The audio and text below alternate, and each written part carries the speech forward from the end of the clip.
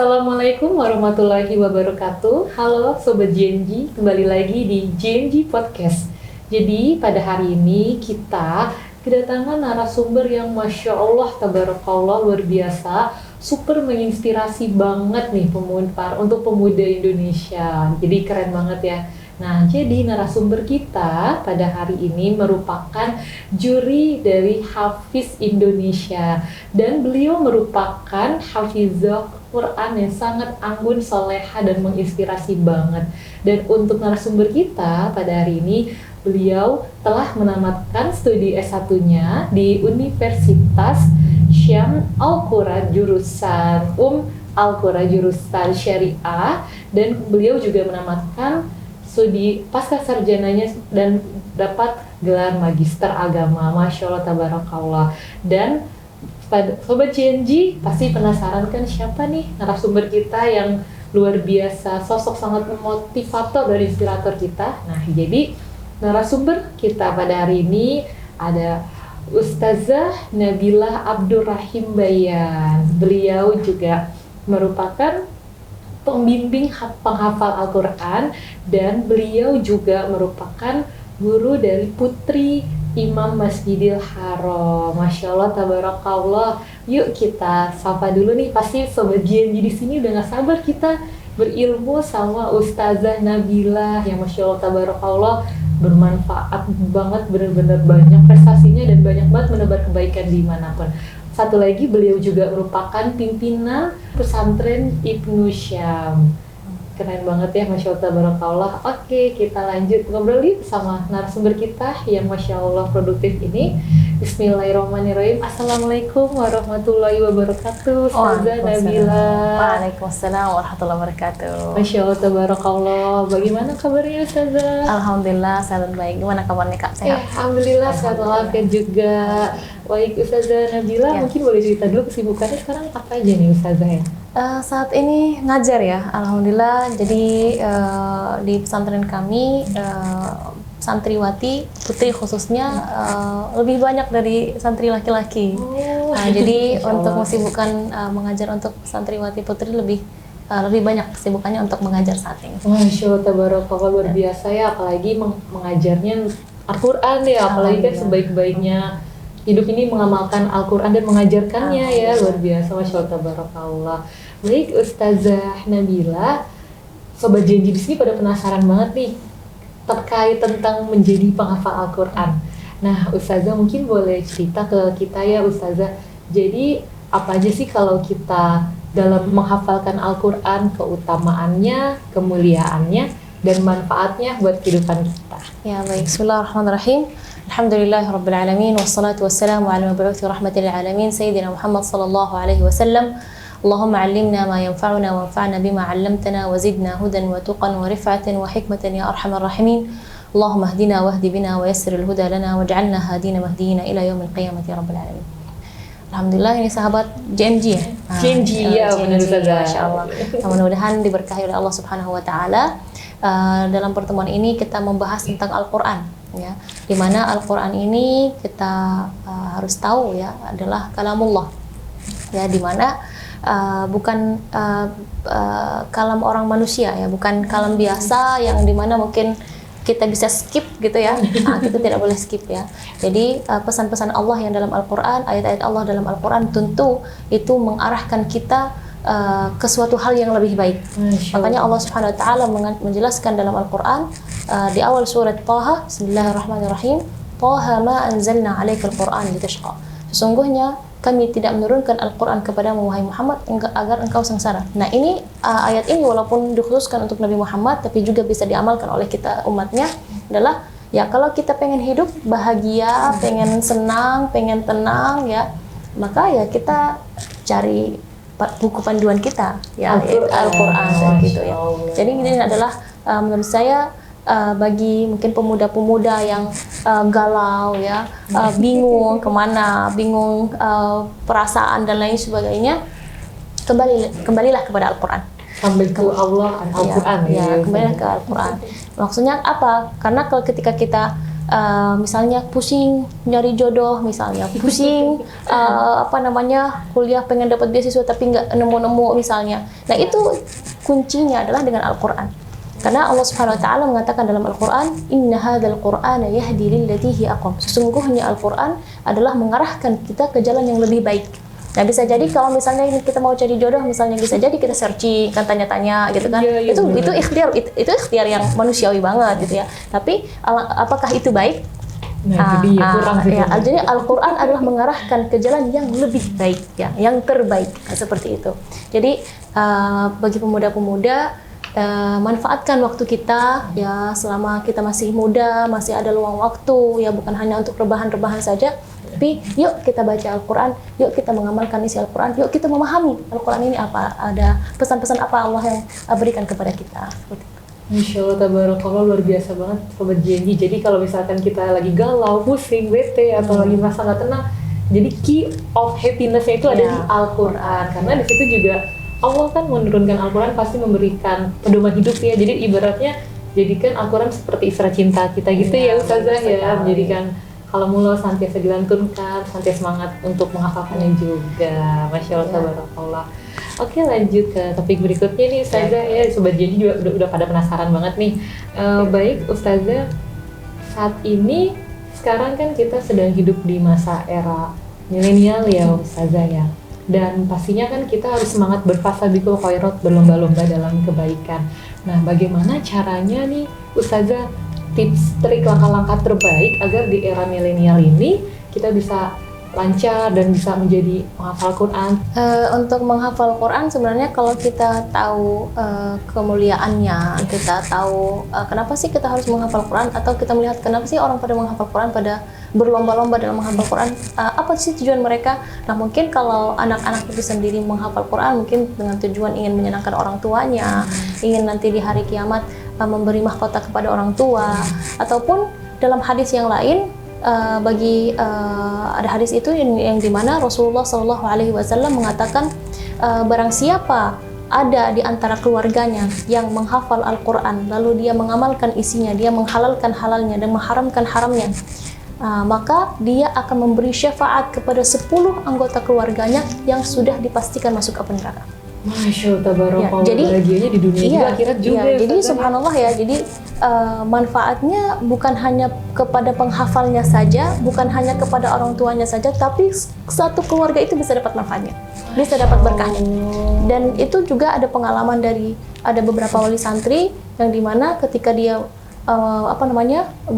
memondokkan anaknya ke pesantren, mereka kesulitan minta keringanan untuk SPP dan lain sebagainya karena mereka lagi masa kesulitan. Subhanallah, dengan anaknya mondok di pesantren, justru subhanallah rezekinya makin lancar. Masya Allah, tabarakallah. Jadi benar keberkahan Al-Quran itu bukan hanya untuk bagi penghafalnya, tapi orang tuanya dan keluarganya secara umum. Nah, itu yang kita terlihat nyata ya. Nah, ada juga hadis Rasulullah SAW menjelaskan bahwa barang siapa yang menghafal Al-Quran di usia belia atau di usia dini, maka Al-Quran itu akan dicampurkan dengan tulang dagingnya. Nah, maka ya ketika dia besar ya akan ya subhanallah dia akan menjadi selalu ya akhlaknya yang baik, walaupun mungkin kadang-kadang dia melenceng ke sana kemari, tapi dia tetap akan kembali ke jalan yang lurus. Seperti itu. Jadi berkah sekali. Berkahnya benar-benar bukan hanya dapat di dunia aja nih Sobat JNJ, tapi sampai ke akhirat juga berkahnya. Masya Allah, luar biasa. Untuk tipsnya belum ya? Oh iya, juga tadi ya. Udah sama Sobat JNJ di sini. Baik, untuk tipsnya mungkin yang pertama untuk dari kita pemuda-pemuda ini ya, setelah kita mengetahui keutamaannya, tentang kebahagiaan, tentang kita menyenangkan orang tua, melancarkan segala urusan kita, merasa keberkahan dalam setiap sesi kehidupan kita. Nah, itu menurut saya itu sudah menjadi motivasi besar supaya kita semangat untuk menghafal Al-Quran. Dan apalagi yang kita baca ini, satu huruf akan mendapat 10 kebaikan. 10 kebaikan itu bukan hanya 10 pahala. Nah, ini yang sering salah paham adalah 10 pahala. Nah, bukan 10 pahala ya, 10 kebaikan. Kebaikan bisa jadi kesehatan, bisa jadi keharmonisan rumah tangga, bisa jadi dimudahkan sekolahnya, dimudahkan pekerjaannya dan lain sebagainya. Nah, itu adalah kebaikan. Kebaikan kita menghafalkan Al-Quran. Jadi satu hurufnya saja sudah dapat 10 kebaikan. Jadi subhanallah luar biasa. Nah, untuk tips atau trik Yang pertama, kita karena ini adalah kalamullah, maka kita minta pertolongan dari Allah. Ya, jadi kadang-kadang kita menghafal satu surah aja, ya Allah, susah banget ya. Ya, bisa kita lihat teman kita 1 minggu udah selesai, kita 1 tahun nggak selesai misalnya ya. Malah kita bolak-balik salah gitu ya. Nah, itu maka kita minta pertolongan dari Allah. Ya, namanya al-isti'anah billah. Jadi yang pertama adalah kita minta pertolongan dari Allah. Yang kedua, kita luruskan niat. Ya, niatnya harus yang benar. Ya, niatnya mungkin dengan niat pengen nyenengin orang tua, itu boleh. Pengen cepat cari ketemu jodoh, ya, boleh. Gitu pengen cepat dapat kerja atau punya anak gitu. Ya, bisa. Jadi itu niat-niat itu boleh, dan menurut saya itu adalah bonus. Maka tujuan pertama adalah kita mencari ridha Allah. Kita mencari ridha Allah. Ya, hal utama kita mencari ridha Allah Subhanahu wa taala. Nah, hal-hal yang lain istilahnya dapat jodoh, dimudahkan urusan dan lain sebagainya, itu adalah bonus, dan tanpa kita meminta dari Allah, tanpa kita niatkan untuk urusan itu Allah akan memudahkan. Masya Allah, ya. Jadi misalnya kita niatnya yang pertama adalah karena Allah ada dulu. Kayak pelurus niat itu ya. Jadi amal biniyah ya. Ya benar. Jadi luruskan niat kita dulu karena kita pengen menghafal Quran karena Allah. Hal-hal yang lain itu subhanallah dengan ya Allah akan memudahkan. Kayak mengalir aja gitu nanti memudahkan gitu ya. Seperti itu. Jadi yang pertama adalah minta pertolongan dari Allah atau berdoa kepada Allah. Yang kedua, kita luruskan niat. Yang ketiga, harus ada guru yang membimbing. Oh, jadi jangan kalau bisa jangan kayak mau ngafalin sendiri aja gitu kan, hafalan mandiri gitu. Ya, sebenarnya boleh ya, tapi alangkah baiknya ada guru. Kenapa? Karena kalau ada guru, kadang-kadang kita kepedean benar makhrajnya, hafalan udah kuat tapi ternyata cara bacanya kurang pas. Ya kadang-kadang walaupun kita bacanya udah pinter, udah fasih baca hurufnya, tapi mungkin ada panjang pendeknya yang perlu kita perhatikan, cara dengungnya. Karena kalau cara dengung kan nggak bisa kita ini nun sukun ketemu ini kok nggak misalnya man ya'mal, kok harus man ya'mal. Itu kan ada hukum-hukumnya, kan harus kita belajar dari guru. Jadi alangkah baiknya ada guru yang membimbing. Setelah ada guru yang membimbing, lingkungan. Bisa jadi misalnya ikut komunitas, ya kan, atau misalnya dia dengan kakak adiknya misalnya, atau dengan tetangga. Jadi supaya dia kita semangat dalam menghafal Al-Quran, seperti itu. Masya Allah, tabarakallah. Tadi dapat tips yang bermanfaat banget Sobat JNJ dari Ustazah Nabila. Jadi yang pertama, kenapa kita harus menghafalkan Al-Quran? Tips yang pertama yaitu kita harus pelurus niat, minta pertolongan kepada Allah, dan kemudian harus ada gurunya juga nih, harus ada yang mengajarkan. Kemudian di lingkungan juga ya, support ya, dapat support dan lainnya. Mungkin ikut kelas tahfidz atau ikut kelas menghafal Quran, hafiz dan lainnya. Masya Allah, tabarakallah, luar biasa. Oke, Sobat JNJ, kita lanjut ke topik berikutnya, Ustazah.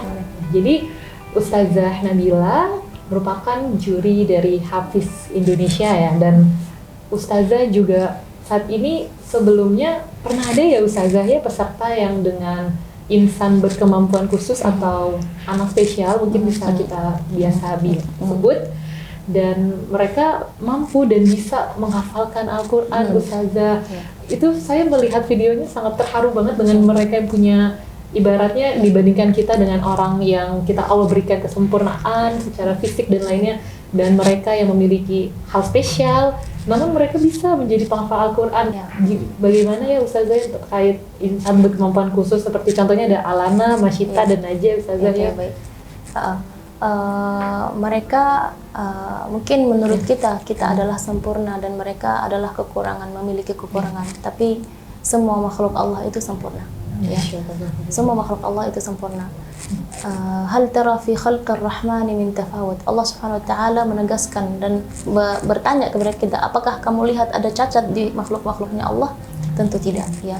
Mungkin menurut kita, pandangan kita yang tidak sempurna ini, ya kita mengatakan mereka tidak sempurna, tapi justru mereka adalah sempurna, dan Allah memberi kemampuan itu kepada mereka, menunjukkan kepada kita bahwa mereka adalah orang yang sempurna.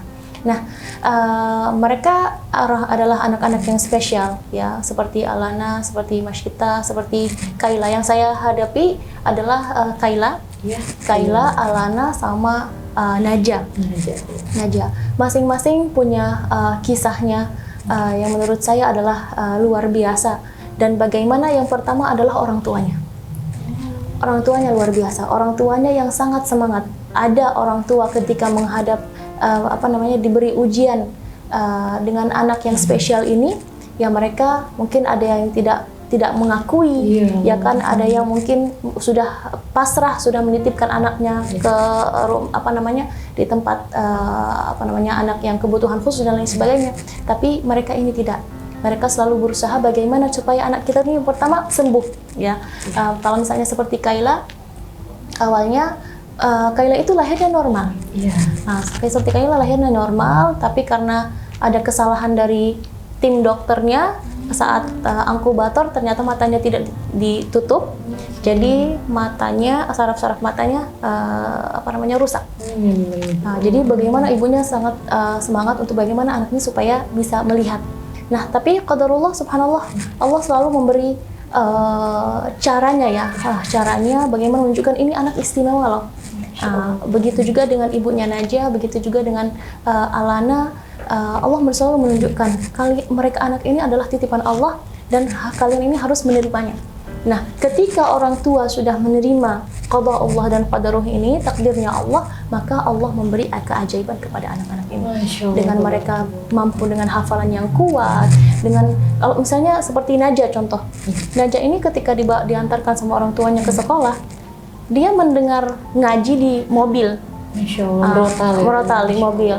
Ibunya nggak sadar. Terus ketika dia sama guru tahfidnya, ternyata dia ngaji tanpa diajarin sama guru. Ustaznya bingung, saya nggak ngajarin kok bisa ngaji gitu. Ternyata ketika diskusi sama orang tuanya, ternyata yang ngaji ketika ayat-ayat yang di mobil. Jadi dari situ orang tuanya faham, anaknya kemampuan hafalannya tinggi. Maka ya sudah diarahkan untuk menghafal Al-Quran. Subhanallah. Dan itu subhanallah semangatnya luar biasa. Apalagi anak-anak yang spesial ini yang butuh pendampingan khusus, ya kan, butuh perhatian khusus. Jadi subhanallah, jadi menurut saya tidak adanya orang-orang spesial yang menghafal Quran, khususnya orang-orang seperti mereka, ya kecuali ada orang tua yang sangat support mereka. Masya Allah, tabarakallah. Jadi kuncinya salah satunya dari orang tuanya ya Ustazah ya. Jadi Masya Allah, tabarakallah, apalagi bahwasannya juga anak spesial ini merupakan kunci untuk menuju pintu surga, karena dengan itu Allah kan memberikan harus ini ya Ustazah ya. Ada beberapa mungkin para orang tua yang tidak menerima anaknya seperti itu, padahal Allah Subhanahu wa Ta'ala sudah pernah ada dalam hadis ya, bahwa dengan kita mengasihinya, menyayanginya, kemudian apalagi bisa menjadikannya penghafal Al-Quran, insya Allah itu benar-benar key of paradise gitu ya Ustazah, benar-benar membuka pintu surganya orang tua itu ya. Masya Allah, tabarakallah, luar biasa. Gimana nih Ustazah, terkadang kan mungkin ya kita dalam hidup kita punya kesibukan, misalkan kerjaan atau kuliah atau mungkin ada acara-acara lainnya dan lainnya. Nah, gimana nih tipsnya Ustazah agar kita tetap istiqomah dan semangat dalam menghafalkan Al-Quran? Ya, ini pertanyaan menamparkan saya sebenarnya. Ya, Masya Allah. Ya. Jadi dengan banyaknya kesibukan, alhamdulillah kami berusaha untuk secara pribadi dulu ya. Kalau secara pribadi saya berusaha untuk minimal 1 juz 1 hari. Ya, 1 juz 1 hari itu adalah wirid harian. Dan juga nanti ada juga 5 halaman 1 hari itu saya setoran sama suami. Gitu. Jadi soalnya kami berdua ini kalau nggak seperti itu, nggak saling support, ya masing-masing nanti ya hafalannya ambrudal gitu ya. Ya jadi kami harus support ya. Jadi alhamdulillah karena suami juga penghafal Quran, jadi alhamdulillah kami saling mensupport dalam murajaah Al-Quran. Itu yang pertama. Yang kedua, bagi pemuda-pemuda yang ingin menghafal Quran, walaupun sudah hafal 1 juz aja, itu harus dijaga. Ya, 1 juz mungkin wah baru juz 30 gitu kan ya, itu jangan dianggap remeh, itu juz 30 itu sangat luar biasa ya. Sedangkan banyak orang yang lain diberi kemampuan untuk menghafal, tapi dia menghafal yang lain. Jadi orang-orang yang menghafal Al-Quran walaupun 1 surah ya, jangan meremehkan ya. Bisa menghafal surat Al-Fatihah dengan bacaan yang benar, bisa menghafal surat An-Nas dengan cara yang benar, itu anugerah dari Allah, dan Allah telah memilih siapa yang dari hambanya yang menghafal Al-Quran ya. Jadi jangan meremehkan ya. Allah memberi kemampuan untuk bisa menghafal 30 juz, itu sudah luar biasa. Jadi tapi jangan mengatakan wah aku baru juz 30, aku baru setengah juz, aku baru setengah halaman. Jangan. Itu anugerah dari Allah dan itu kita harus syukuri. Itu harus kita syukuri, ya. Jadi jangan sampai yang punya hafalannya sedikit dia meremehkan hafalannya. Tidak. Jadi sampai Rasulullah SAW mengatakan barang siapa yang melihat orang lain, ya, dia diberi dunia, ya, dan seisinya dan segala-galanya, sedangkan dia hanya diberi Al-Quran, lalu dia meremehkan Al-Quran yang Allah beri kepadanya, maka dia telah meremehkan apa yang diagungkan oleh Allah. Ya. Jadi menghafal surat An-Nas dengan yang benar, menghafal surat Al-Fatihah dengan bacaan yang benar, itu sudah anugerah yang luar biasa. Maka kita harus istiqomah menjaganya. Ya. Nah, yang punya hafal juz 30, ya, amma yatasaalun, nah itu dimurajaah terus, ya. Nah, apalagi sudah 30 juz itu amanahnya lebih banyak lagi harus dijaga gitu ya. Nah, tipsnya bagaimana kalau hafal juz 30, minimal untuk juz 30, ya usahakan ya setiap sholat bagi yang laki-laki diimamin misalnya, ya, pagi-pagi sholat subuh misalnya surat An-Naba, ya kan, ntar nanti kalau maghrib jadi imam sholat An-Nazi'at kayak gitu, jadi sampai anas gitu kayak gitu. Nah, jadi bisa. Nah, nanti kalau untuk akhwat bukan kalau laki-laki mah enak jadi imam, kalau saya bisa imamin sendiri kan. Ya, imam sendiri. Ya. Karena kalau makin kita pakai dalam sholat makin kita hafal, karena kadang-kadang kita sholat tersendat kan. Iya benar. Apa ya berikutnya kita bingung ya. Apalagi qul ya ayyuhal kafirun bolak-balik kok nggak selesai gitu ya. Ini udah langsung dinukum aja dia. Ya udah Allahu Akbar. Nah, nanti kita kan terpaksa buka Al-Qur'an, kita murojaah lagi. Oh, di sini saya salahnya. Nanti ketika kita sholat lagi insya Allah kita nggak lupa. Nah, itu salah satu tips supaya kita tidak istiqomah dalam murojaah Al-Qur'an. Kita dibawakan ayat-ayat itu dalam salat. Bisa jadi yang kedua adalah kita khususkan wirid harian, ya, wirid harian maupun wirid murajaah ataupun wirid tilawah, ya, wirid tilawah. Nah, kalau idealnya adalah yang kalau bagi yang sudah menghafal Quran itu adalah idealnya 1 hari 5 juz. Nah, itu adalah kunci rahasia umum lah bagi para penghafal Quran. Karena banyak ahlul adab mengatakan atau al-qurra mengatakan man dawama ala khams lam yans. Barang siapa yang menjaga 5 maka dia tidak akan dia tidak akan lupa. Jadi 5 juz per hari. 5 juz per berarti setiap minggu dia pasti khatam 30 juz. Dengan menjaga sehari 5 juz itu ya. Alhamdulillah. Keren banget Sobat JNJ nih, tadi dapat tips dari Ustazah Nabila gimana biar kita tetap istiqomah dalam menghafal Al-Quran. Oke Sobat JNJ, saya mau infoin juga nih. Jadi Ustazah Nabila ini sudah aktif menghafalkan Al-Quran sejak usianya 4 tahun di Mekah. Dan Ustazah Nabila juga resmi menjadi penghafal Al-Quran pada di usia yang sangat belia di 17 tahun. Masya Allah, luar biasa, tabarakallah ya, keren banget ya. Jadi bisa jadi inspirator dan panutan kita nih biar kita makin semangat dalam menghafalkan Al-Quran. Yang saya pernah petik juga ya dari surat Ar-Rahman, ya, hal jazaul ihsani ila ihsani, barang siapa agar kita dengan tidak ada kebaikan yang dibalas dengan kebaikan juga gitu ya. Jadi mungkin dari kita semangat menghafalkan Al-Quran dengan berbuat baik, dan insya Allah kan Allah akan membalasnya dengan kebaikan juga yang seperti tadi Ustazah Nabila sudah jelaskan ya. Dengan kita menghafalkan Al-Quran, berbuat baik, hal-hal keajaiban yang baik dan positif itu akan datang mengaliri kehidupan kita. Masya Allah, tabarakallah, luar biasa ya Ustazah Nabila ini. Oke Ustazah Nabila, tadi kita sudah berbincang terkait insan berkemampuan khusus penghafal Al-Quran, kemudian kita sudah membahas bagaimana keutamaan, manfaat dan kemuliaan Al-Quran, tips dan trik, serta kita juga membahas bagaimana tips agar bisa menjadi istiqomah dalam menghafalkan Al-Quran. Oke Ustazah, mungkin boleh untuk memberikan kesan pesan atau untuk closing statement untuk para pendengar Sobat JNJ Podcast pada hari ini biar makin semangat dalam menghafalkan Al-Quran dan juga sekaligus memajukan dan memuliakan para penghafal Al-Quran yatim dan IBK 8. Baik, bismillahirrahmanirrahim. Dalam hadis Rasulullah SAW yang diriwayatkan oleh sahabat Rasulullah Utsman bin Affan, khairukum man ta'allama al-Qur'ana wa 'allamah. Sebaik-baiknya kalian adalah yang mengajarkan, yang belajar Al-Quran dan mengajarkannya. Jadi kalau kita pengen menjadi manusia yang baik, ya, yang bukan hanya baik menurut manusia ya, tapi menurut Allah Subhanahu Wa Taala, adalah ketika kita belajar Al-Quran dan mengajarkannya. Adapun hadis yang lain, khairun nas anfa'uhum linnas. Sebaik-baiknya manusia adalah yang banyak manfaatnya kepada manusia. Orang yang berkebutuhan khusus ini, mereka adalah orang yang istimewa, yang mereka butuh bantuan dari kita.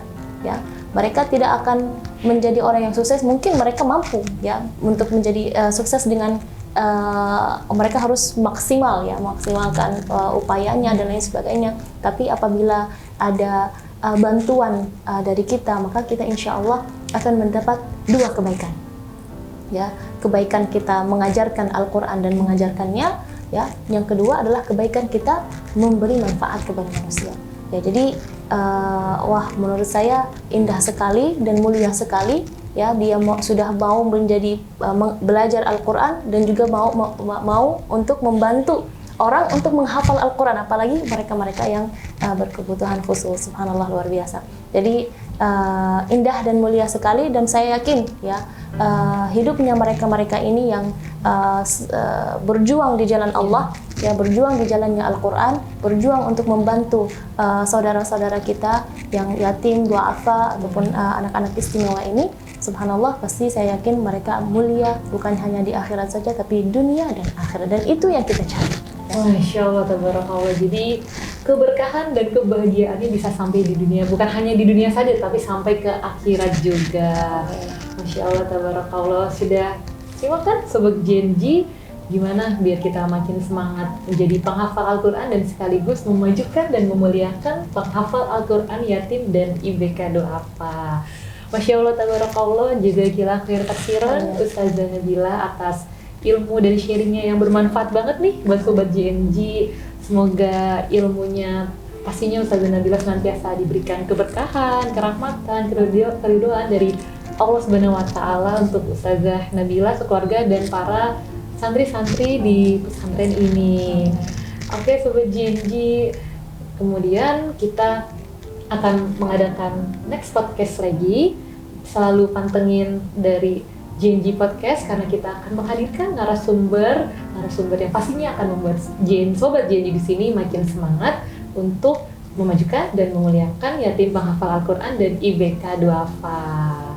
Baik Sobat JNG, tak terasa sudah di ujung waktu. Sebenarnya masih ingin banyak sharing nih sama Ustazah Nabila ya. Nanti next time kita bisa sharing-sharing lagi sama Ustazah Nabila ya Sobat JNG ya. Wabillahi taufiq wal hidayah. Wassalamualaikum warahmatullahi wabarakatuh.